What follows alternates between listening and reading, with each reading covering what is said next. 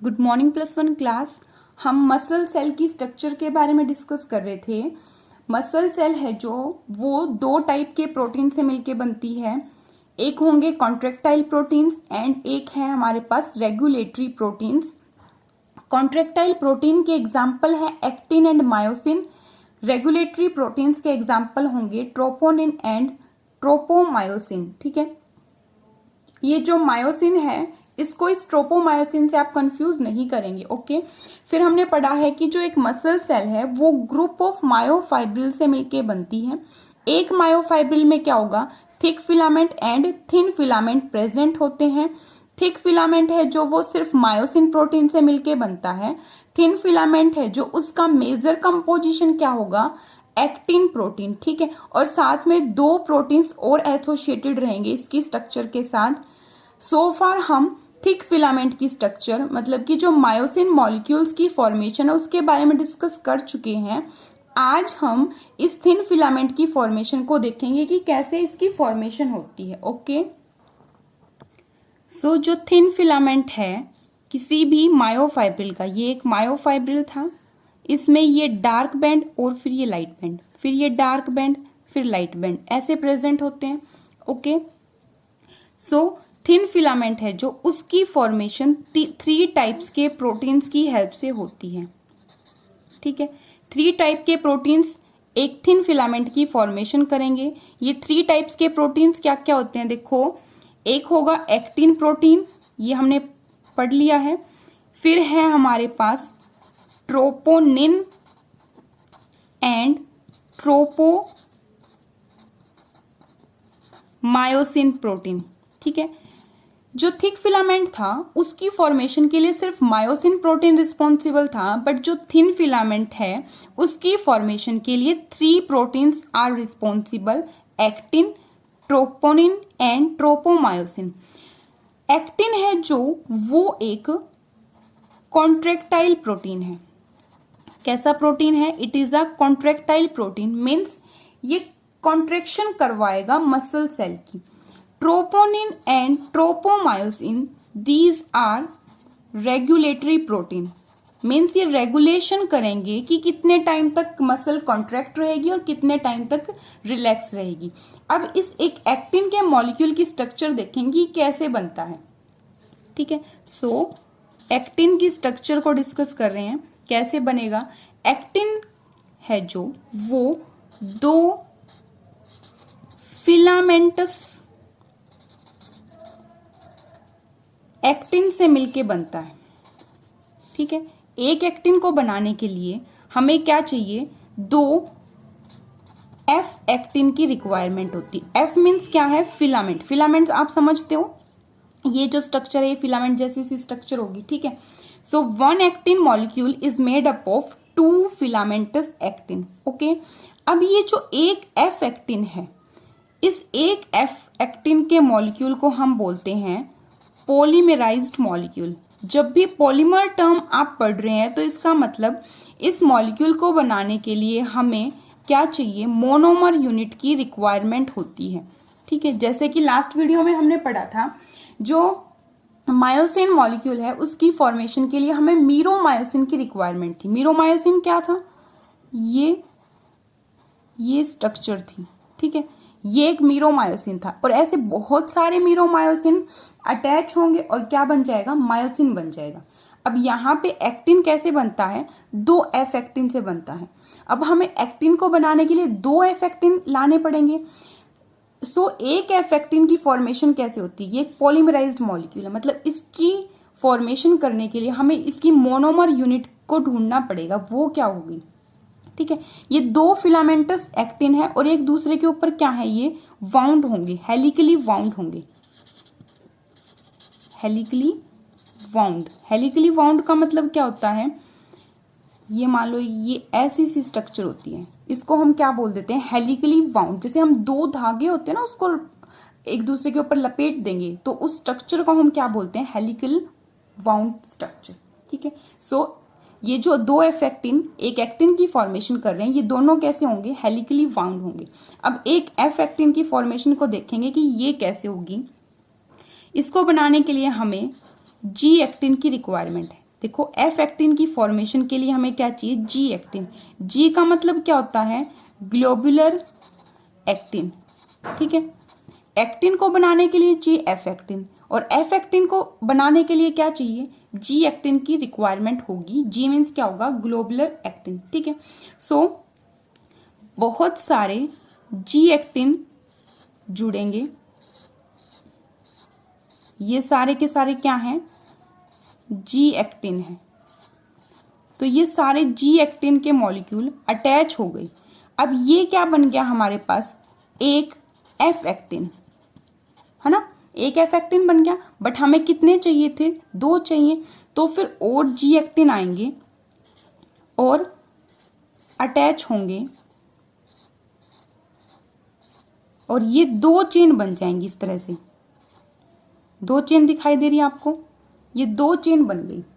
तो ये 2 चेन जो कि जी एक्टिन से बनी थी, अब ये हमारे पास एफ एक्टिन के 2 मॉलिक्यूल्स आ गए हैं, 2 चेन्स आ गई हैं, ठीक है।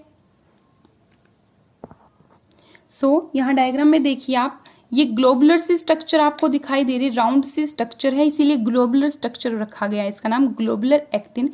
तो ये छोटे छोटे यूनिट्स कंबाइन हो गई, एक चेन बना दी, फिर छोटे छोटे यूनिट्स फिर से कंबाइन हुई और फिर से दूसरी चेन बना दी। तो 2 एफ एक्टिन है, ये क्या है, ये 2 एफ एक्टिन की चेन है, और 2 एफ एक्टिन की चेन कंबाइन होके एक एक्टिन के मॉलिक्यूल की फॉर्मेशन कर देंगी, ठीक है।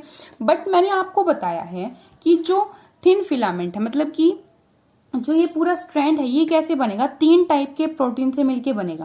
सो अभी भी हमारे पास सिर्फ एक ही टाइप का प्रोटीन आया है। कौन सा प्रोटीन आया है, एक्टिन प्रोटीन आया। ये जो स्ट्रक्चर है ना, ये एक्टिन का मॉलिक्यूल बन गया।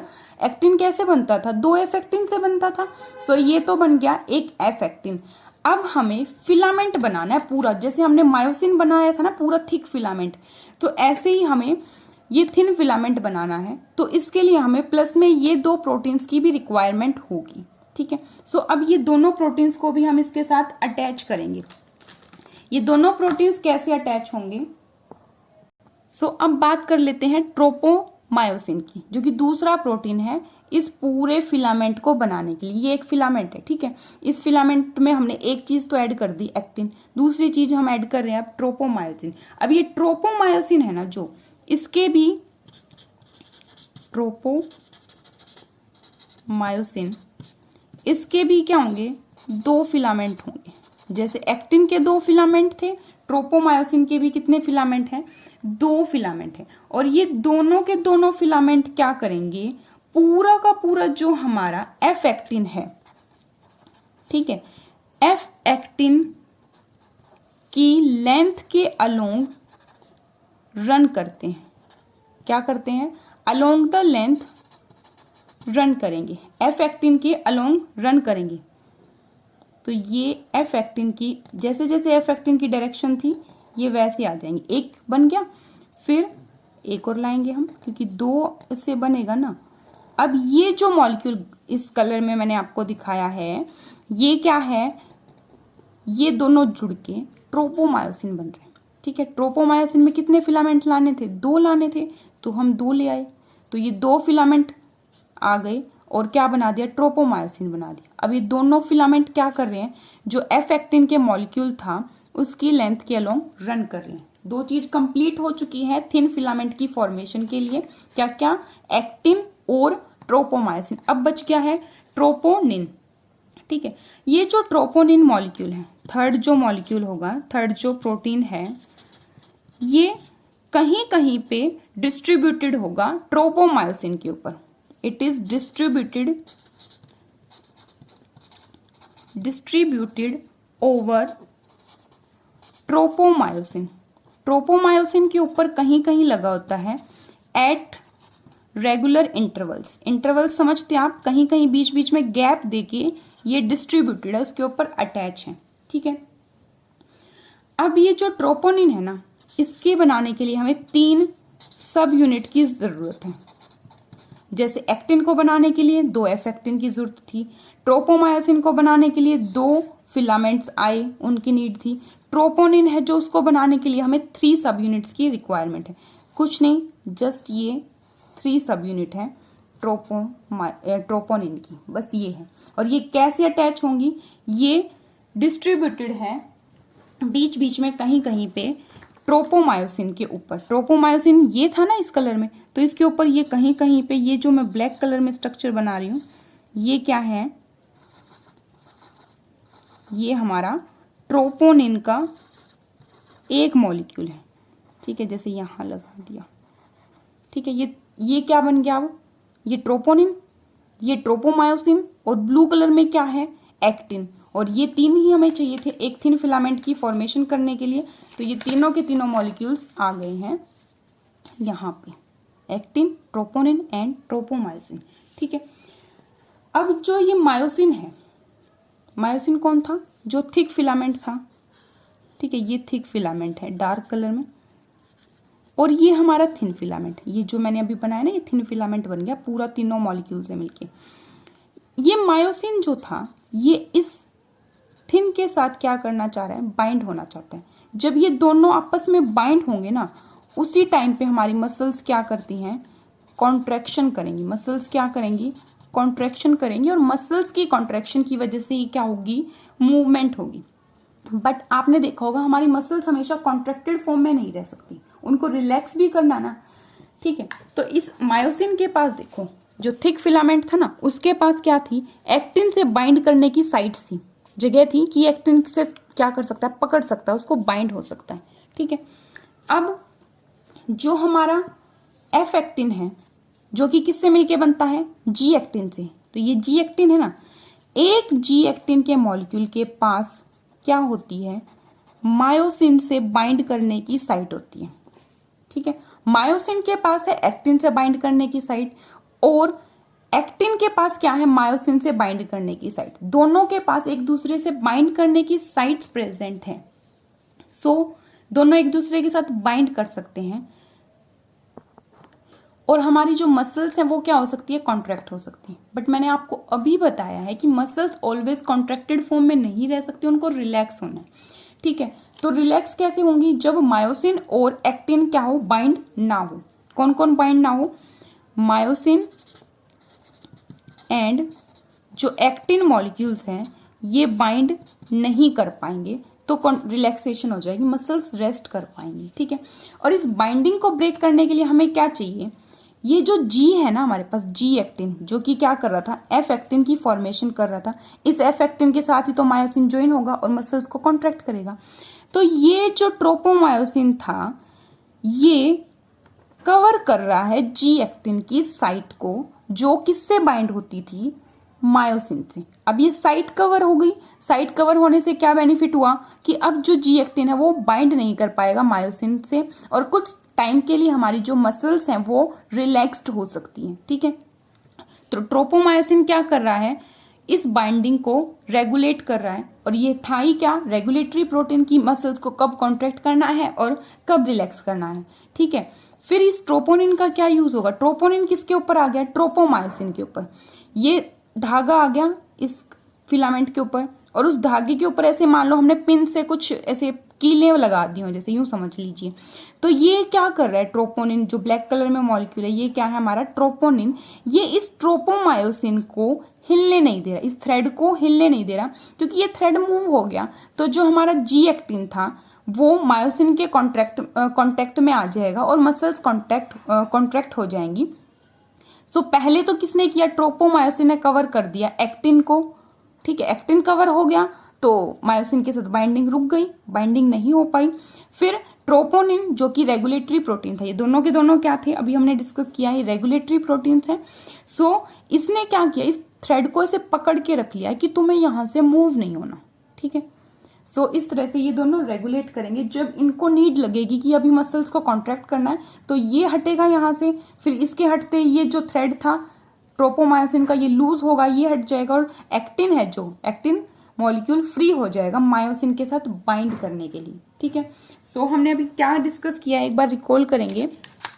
स्ट्रक्चर ऑफ थिन फिलामेंट हम डिस्कस कर रहे हैं, जिसमें हमें 3 प्रोटीन्स की रिक्वायरमेंट होगी। ठीक है, अब हम ये स्ट्रक्चर्स को क्यों डिस्कस कर रहे हैं, क्योंकि हमने पहले मायोसिन को पढ़ा और फिर हम एक्टिन को पढ़ रहे हैं।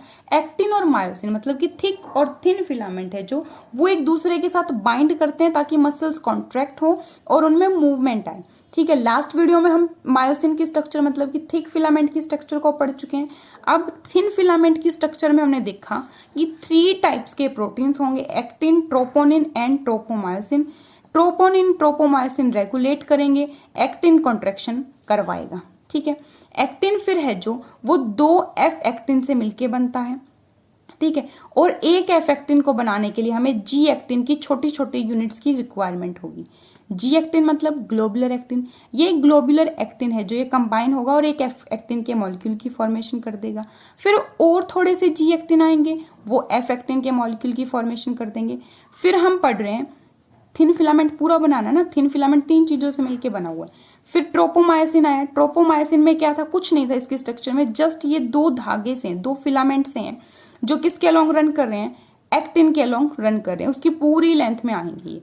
फिर हमने थर्ड प्रोटीन देखा ट्रोपोनिन। ट्रोपोनिन क्या था, जहां ट्रोपोमायोसिन था उसके ऊपर बीच बीच में कहीं पे अटैच था और कैसे बनता है, 3 सब यूनिट से मिलके बनता है। ठीक है, सो आज के लिए हम बस इतना ही करेंगे। टॉपिक बहुत इंटरेस्टिंग है और आप इसको अच्छे से समझने की कोशिश करेंगे। ठीक है।